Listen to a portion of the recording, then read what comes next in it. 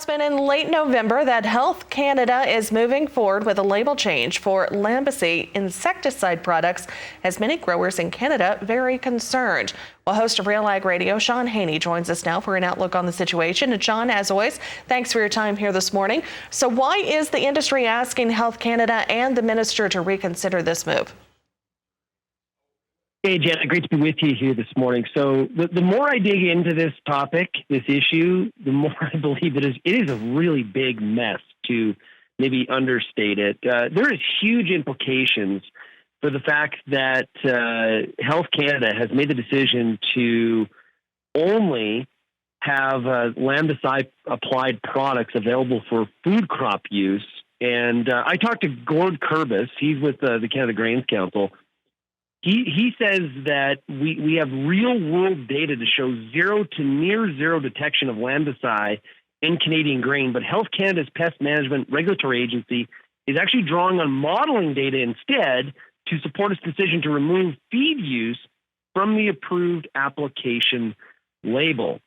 And farmers, like, the issue here is that farmers do not decide during the growing season how their crop is going to be used later on in the value chain.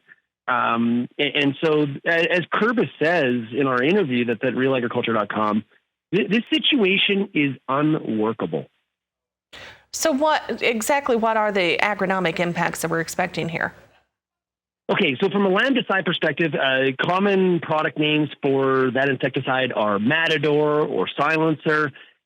Out east, control of alfalfa weevils. Out west, flea beetles, grasshoppers. Now, there are other products that can be used. The issue is that, we've been talking a lot here for the past couple of years about supply chain issues and, will I be able to get my favorite or the herbicides that I need or the pesticides that I need? Removing tools is essentially a big time concern. And like I said earlier, farmers don't know, how that product's going to be used once they deliver it to the elevator. So there's a lot of concern here about potential things like declarations and things like that. Big concerns for farmers. Now, are there any other issues potentially being created by this Health Canada decision? Yeah, absolutely. So Health Canada making this decision, if they stick with it, is not in line with the decision that the EPA has made. Okay, so the EPA concluded that because of extreme unlikelihood of having residues detected, Lambda continues to be registered for both food and feed uses in the U.S. So one of the concerns here is that going forward, will Canada be able to import corn, for example, for our for our cattle industry from the U.S. if that corn was applied had a Lambda product sprayed on it at some point?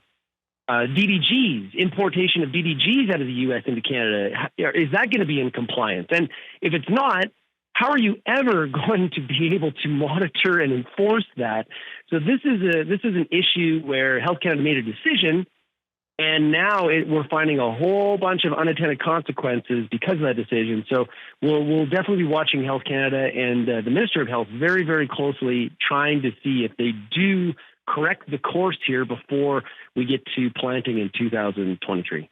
All right. Well, Sean, as always, thanks for your insight this morning. Host of Real Ag Radio, Sean Haney, on the phone with us. Go online to RealAgriculture.com for more information and catch his show, Real Ag Radio, that airs Monday through Friday at 4:30 p.m. Eastern on Rural Radio 147 Sirius XM. And we'll chat with him here on the Market Day Report again tomorrow morning.